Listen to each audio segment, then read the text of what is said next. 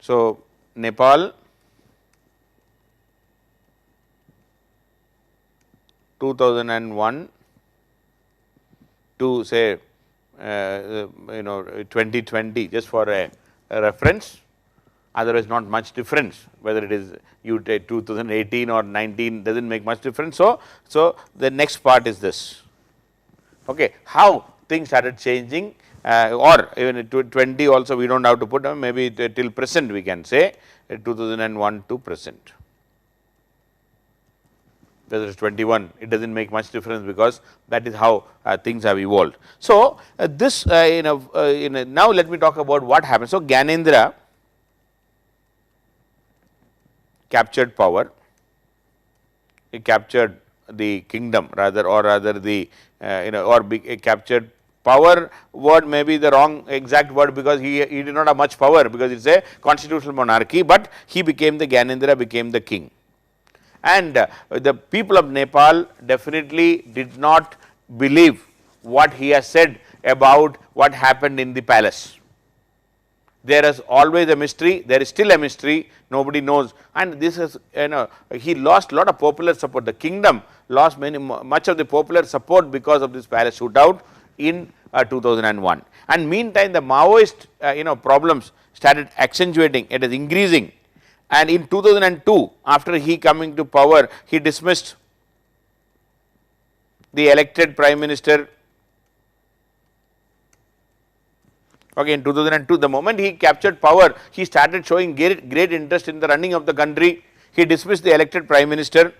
He appointed another prime minister of his choice, and in the name of controlling the Maoists. And finally, in 2005, the king took direct control. So, in 2005, the king took direct control by king. He dismissed the now no prime minister also. Earlier he dismissed the elected prime minister and he appointed another prime minister. So, he was controlling through a prime minister, but in 2005 he declared that I do not require any prime minister and all, I will rule directly. He has gone back to the 1960 situation. Okay, his grandfather, so yeah, his father situation, yeah, in 1960. So, he captured absolute power. So, when the king captured absolute power, now the political parties, so till then the political parties between Nepali Congress, the Communist Party and all, they were divided, but now they realized that they also lost, they lost it completely, they have no role. So, the political parties joined together and then they started even the Maoists. So, there are three-way power split ho gaya. One is the king, then we have political parties, and then the Maoists. So, they under the guidance from India and the Indian leaders also participated, they felt that this is going to have a very, even India did not want to have an absolute monarchy there. So, some of the Indian leaders, they also brokered a peace deal between political parties and Maoists, and there was a deal between, so most of the political 7-party alliance, a 7-party alliance was created, and by 2006, okay, in April 2006, these political parties and Maoists came to an agreement. See, Maoists were having an armed struggle against the Nepali government. Now, even Maoists also changed a bit because they realized that it is not that easy to capture power through armed struggle. So, they also agreed, they did not agree to give up the weapons completely, the Maoists agreed for a ceasefire, because political parties cannot deal with Maoists when they are fighting with the government using weapon. So, they agreed for ceasefire, Maoists, and political parties agreed to join hands with the Maoists. See, because now what happened was that in Nepal, these Maoists had around 40% support. And the urban areas, the political parties also had around 40% support. And the king might be having at the maximum, we can say the king might have at least say around 20% support, not more than that. So, when the political parties with 40% support and Maoists with another 40% support, when they joined together, things have dramatically changed. So, now 80% versus 20% we can say. So, when their combined might started protesting against the king, and by April 2006, the king literally surrendered. King surrendered. The king realized that he cannot stand now, because earlier he used to manage by splitting the political parties and the Maoists, he keeping them away, the divide and rule policy was going on. But by 2006 April, the king had no choice, he had to revive the parliament and appointed the old prime minister whom he dismissed earlier. He called back, he recalled him, because under pressure, even India all put pressure on the king and said that you cannot do like this. So, there was an agreement between political party and Maoists. Maoists agreed for a ceasefire. They did not give up the weapons at that time, but they agreed for a ceasefire, and so the king was dismissed, or rather the king gave up power, the king continued, and they started. So, the political parties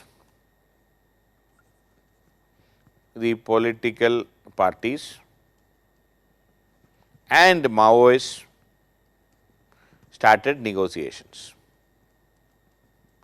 Now, so from April 2006 onwards, they started negotiation for a new constitution, for a new setup,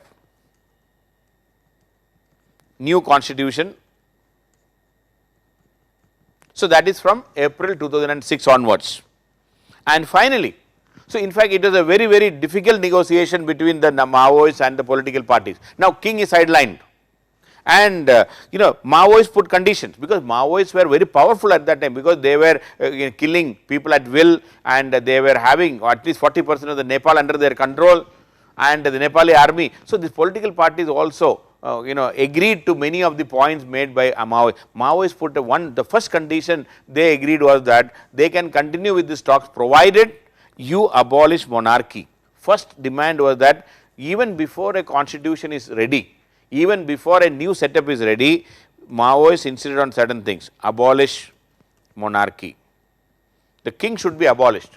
And you won't believe, before a constitution or even a constituent assembly was set up, in December 2007, the monarchy was abolished.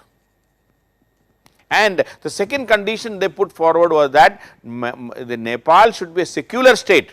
So, they declared in 2007 December itself, Nepal was declared as a secular democratic state. They said we will be a democratic state, no monarchy, and it will not be Hindu kingdom. They abolished. They said there is no state religion. They declared themselves a secular and a democratic state. And later on, they also wanted to be a federal state, a federation also. So, Nepal today is a secular democratic federation. Okay, Nepal is a secular democratic federation, which is something which Nepalis could not adjust to that easily, because too many things they wanted to adjust, too many things they wanted to manage at the same time. They wanted to become secular also, they want to be democratic also, they want to abolish monarchy, then they want to convert from a unitary form of government into a federal constitution. They subsequently they create 7 states. Nepal has 7 states right now. But they could not give a proper name for the state. They are saying state 1, state 2, state 3, like that 7. Okay, like if India has Uttar Pradesh, Bihar, Madhya Pradesh, they say we have state number 1, then state number 2, state number 3, like this. There are 7 states. They did not give a name, because name itself will be controversial. People will not be agreeing on what should be the name. So, anyway, so finally they managed to become a federation. They managed to become a secular state, they managed to become a democratic state, abolishing the, that after many, many years, it happened only in 2015. So, from 2016, till 2015. It took almost 2016 and 2006, from 2006 to 2015. So, it took 9 years for Nepal to finally create a constitution. In fact, after abolishing the monarchy in 2008, there was a constituent assembly election. And it was said that within 2 years they will make the constitution. And after the election, the Maoist leader Pushpa Kamal Dahal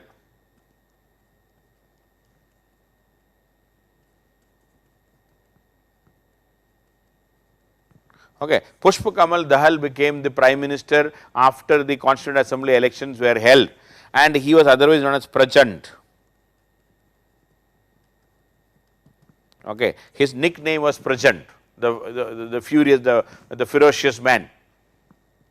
Even now, he is the leader of the Nepali Congress even now. So, Pushpa Kamal Dahal became the prime minister, Constituent Assembly was constituted, but unfortunately, because of the difference of, and one big thing, it is a proportional representation election. The elections were in the form of proportional representation, not the first past the post system. Every section, every minority, every community was given a representation in the Constituent Assembly. It is well made, 600-member assembly and all. But, and during that time, for the first time, we heard about the Madeshis. So, this 2008 election, one community which we started hearing for the first time was Madeshi. Madeshis are the people of the plains, because majority of the Nepali population are living in the hills, and they are known as the Paharis. Pahari population or the Pahadi population, they are the people of the hills, and they are upper caste, and they are the dominant class, they are the ruling class. But these Madeshis are living in the plain, in the Terai region, after the Himalaya got ended, and where the the North Indian plain starts. It's we can say it's an extension of when UP and Bihar. If you look at the map, let me just show you. One second, let me just insert.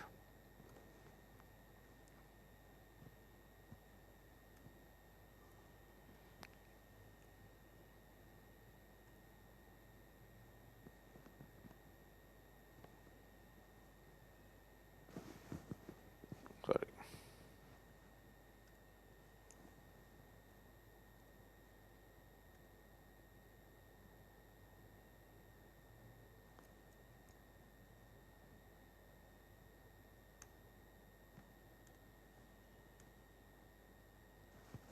So, one second.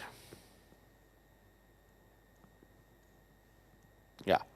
So, they have created, you can see this, 7 states were created.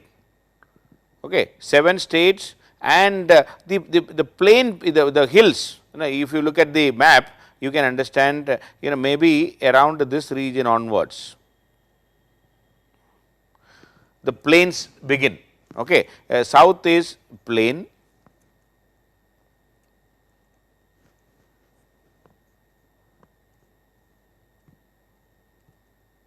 and the north, the Himalayas. So, the plain people, so we can see that the way the state is created also is very interesting to note that this state which is created, every state has an entry into India. Can you see that? Even here, even this state, the state number 4, you can see there is a small entry into India here. And even see, every state has an entry into India. This state has, this anyway has, except this, and even this state number 7, it can enter into India through this side. Every state, because these Madeshis are living here, the southern side in the plain, this is the Terai region, and we can say, sorry, just to make it. And the way the boundary line is created, you can understand these Madeshi people, you see, Madeshis are living in the Terai region and they are extensions. See, many of these people, the name also, Jha, even Yadav, all these people, extension. See, because this is where Bihar is there, this is where UP is there. So, from there, it's in the Terai region, many of our communities were, living there. And these Madeshis occupy or are almost 40% of the population of Nepal, it seems. They are almost, almost 40%. Madeshis are almost 40%.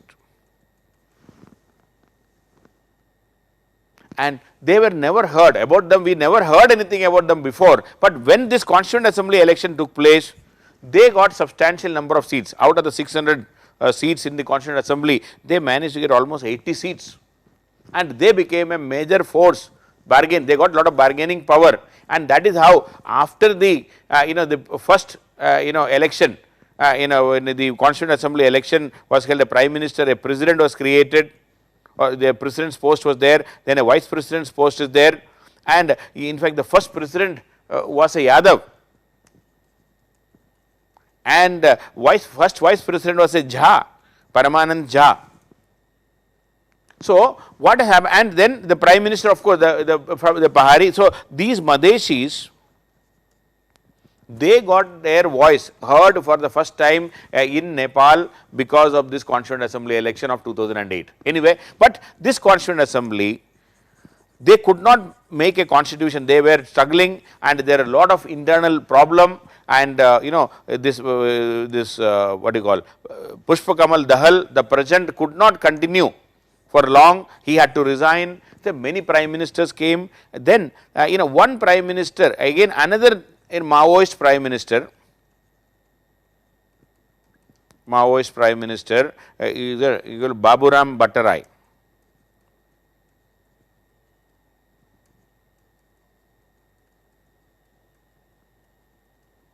Baburam Bhattarai became the Prime Minister, and during his term, one big thing happened was that he managed to have an agreement between, he is a Maoist leader only, and the Maoists did not surrender the arms till then. They were continuing their what you call ceasefire. So, during his term, the Maoists surrendered their weapons, and some of the Maoists were integrated into the Nepali army. Okay. And some of them, the Maoist fighters, they were integrated, they were taken into a paramilitary force, a paramilitary was created. Some of them were inducted into a paramilitary, some of them were inducted into the Nepali army, not many of them, but those who were eligible, those who were physically fit, those who were, live up to the standards of the Nepali army, because Nepali army is one of the best, the fittest of the armies in the world.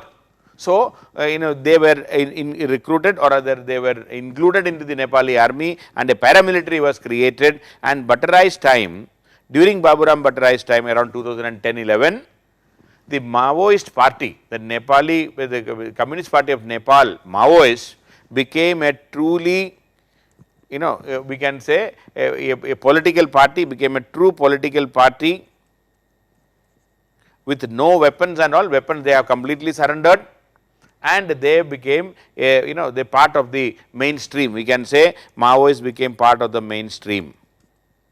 That is during his time. But other than that, this Constituent Assembly which is created in 2008, they could not form a constitution, and finally in 2012. So, in May 2012, this Constituent Assembly was dissolved, because they could not make a constitution, there was no agreement within the Constituent Assembly, they were not able to move forward. Finally, the Constituent Assembly was dissolved, and once again elections were held for a second Constituent Assembly, one of the rare phenomena in the world where you created a Constituent Assembly and you failed to create a constitution using that Constituent Assembly. So, in November 2013, again elections were held, a new Constituent Assembly,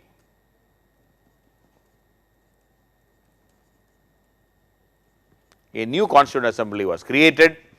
But unfortunately, this time, see, earlier in the first Constituent Assembly, Maoists were the leading party. Out of the 600, Maoists, they had 240 seats out of 600 in the first Constituent Assembly. This Maoists, they were reduced to 80 out of 600 in the second Constituent Assembly because of their infighting and problems, and Maoists were a big loser. And once again, what happened was that in the second Constituent Assembly, which created the constitution subsequently, the single largest party, the Nepali Congress, became, with 196 seats, became the single largest party, and this CPN, Communist Party of Nepal, UML, they got 175 seats. Then Maoists got 80 seats. Madheshis, who had 80 seats earlier, they were also decimated completely. Madheshi, there are a lot of split in the Madheshi parties because they could not be united, and Madheshis, they got, none of these parties could even get double digit seats, a single digit parties. They got only less than 10 seats. I mean, many parties were there, some of them got 5 seats, some of them got 6 seats, they were completely decimated. So, two big losers in the second Constituent Assembly, one is Maoists, they reduced from 240 to 80, one-third the seats, and the Madheshis again, they lost out completely. So, when the constitution, when the Nepali constitution was finally created, Madheshis were not there in the Constituent Assembly in the first place, and moreover, there was always a design. See, these Nepali Congress or UML or any of these Maoists, the leaders are all from the hills, and one thing they are in common is, it's like something like in India, when it comes to an upper caste versus the lower caste, all upper caste will join together, otherwise they may fight.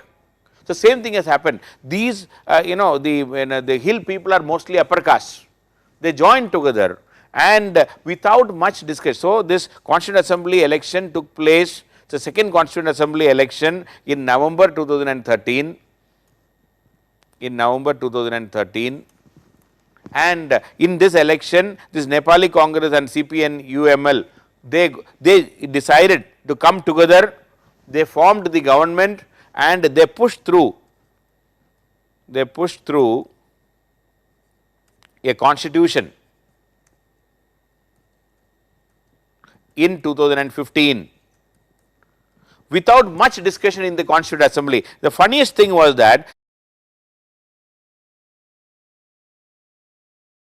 the Constituent Assembly did not discuss much, and so this Nepali Congress plus UML government,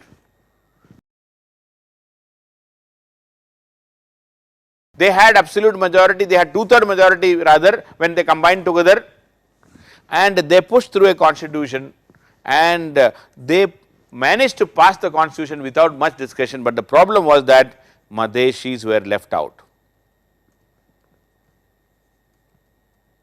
Many of the demands of the Madheshis were not taken into consideration at all, because they were not there. Even though they became a big force in the first Constituent Assembly, in the second Constituent Assembly they were not there and they lost out completely.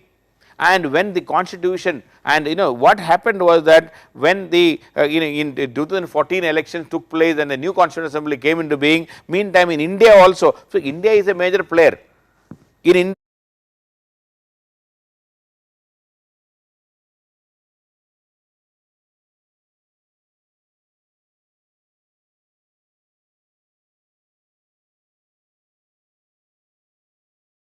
our new Prime Minister Modi came to power. He went to the Nepal, one of the first visits he made after becoming the Prime Minister in 2014, he visited Nepal, he addressed the Constituent Assembly, and Nepali Constituent Assembly was new, Prime Minister Modi himself was new, and he said, we are starting a new chapter, we will not interfere in the internal affairs of Nepal, unlike the Congress, they were, previous government, they were interfering. See, one of the biggest complaints of the Nepal is, India always interfere in the internal affairs of Nepal. So, Prime Minister Modi, he addressed the Constituent Assembly and said that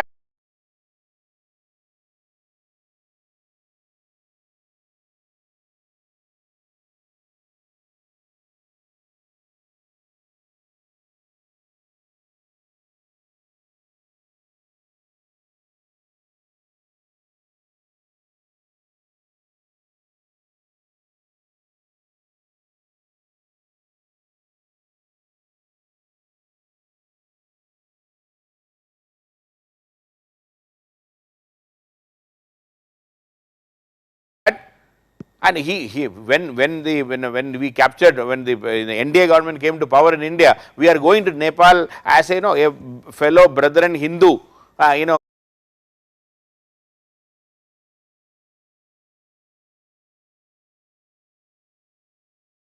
country. Okay, so our feeling, especially the Prime Minister Modi's feeling, was that he is going and the Nepali people will be accepting him with both hands, and a Hindu is coming to meet another Hindu type. So he was going in that spirit, but the Nepali people have no feeling of Hinduism and all. They are Hindus, but they do not have any special relationship with India because we are Hindu, you are Hindu, kuch nahi. So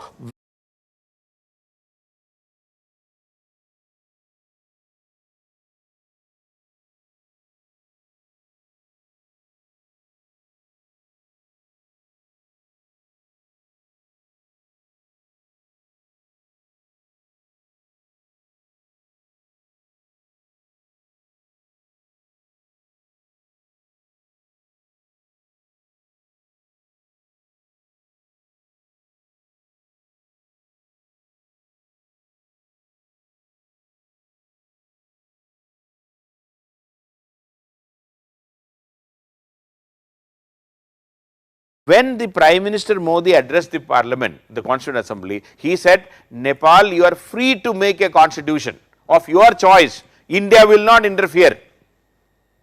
So we openly declared in the Constituent Assembly, and the Nepali Constituent Assembly took it seriously, took that statement, you are free to make a constitution of your choice. India will not interfere, and they took it seriously. But they should have understood that you cannot take it seriously. India मजाक के लिए बोला था, हमने वैसे मस्ती के लिए बोला. We said it. We said it. Prime Minister